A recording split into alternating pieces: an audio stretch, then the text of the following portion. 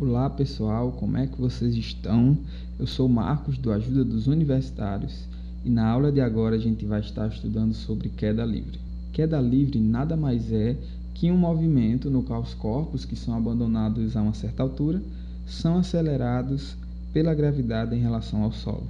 Embora exista uma resistência do ar, quando a gente tratar de queda livre, a gente vai desconsiderar esse efeito da resistência do ar.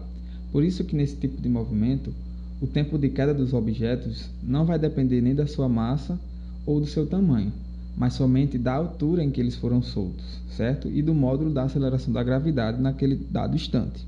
Além disso, nós podemos afirmar que a queda livre ela pode ser considerada um movimento retilíneo uniformemente variado, onde a aceleração vai ser a aceleração da gravidade.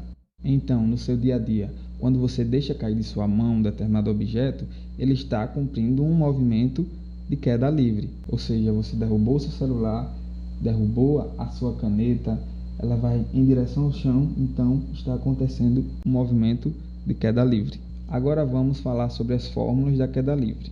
Como na queda livre a gente considera que o objeto ele vai ser solto de uma determinada altura, então a gente pode considerar que o ponto inicial desse objeto em queda é justamente nesse ponto onde ele foi solto. E é justamente nesse ponto que vai haver uma aceleração gravitacional e, além disso, a velocidade ela vai ser igual a zero. No caso, a velocidade inicial vai ser igual a zero. Então, podemos dizer que a velocidade ela vai ser igual à aceleração da gravidade vezes o tempo. Então, como na posição inicial ela vai estar no lugar onde ela vai ser solta, então o tempo vai ser igual a zero, logo a velocidade também vai ser igual a zero. Porém, à medida que o tempo vai se passando, a velocidade ela também vai aumentando, já que a gravidade é constante. Ou seja, isso significa dizer que à medida que o tempo passa, a velocidade ela aumenta.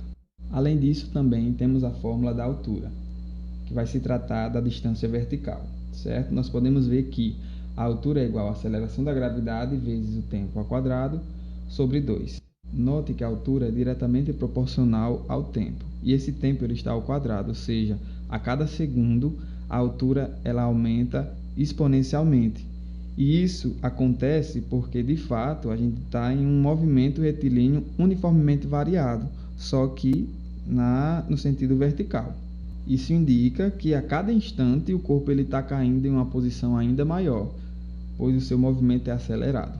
Além disso, a gente também pode utilizar de uma equação que relaciona a velocidade com a altura, que é justamente a velocidade ao quadrado igual a 2 vezes a aceleração da gravidade vezes a altura. A gente tendo o posse da altura, a gente consegue encontrar o valor da velocidade. Da mesma forma, se a gente tem o valor da velocidade, a gente consegue encontrar o valor da altura com essa forma. Para finalizarmos esta aula, a gente pode usar de algumas situações que podem ser consideradas próximas de um movimento de queda livre. Esses são alguns exemplos. Maçã caindo de uma árvore é um grande exemplo de queda livre. O celular também caindo no chão é outro exemplo. Um livro caindo de uma estante também pode se caracterizar como queda livre. Um copo caindo da mesa também é outro exemplo que a gente pode estar utilizando como queda livre. Lembrando que no estudo de queda livre, a gente está desprezando a resistência do ar.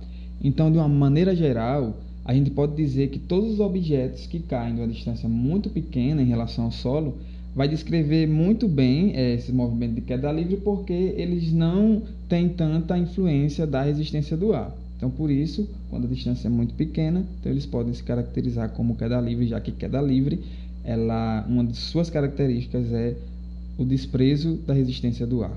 Para finalizar de fato a nossa aula, a gente pode trazer esse exemplo do paraquedista, que apesar da gente chamar queda livre, esse movimento que o paraquedista faz, ele não pode se caracterizar como de fato uma queda livre nos nossos estudos, porque esse movimento vai sofrer a resistência do ar. Ok? Para ser de fato considerado uma queda livre, é desprezada a resistência do ar.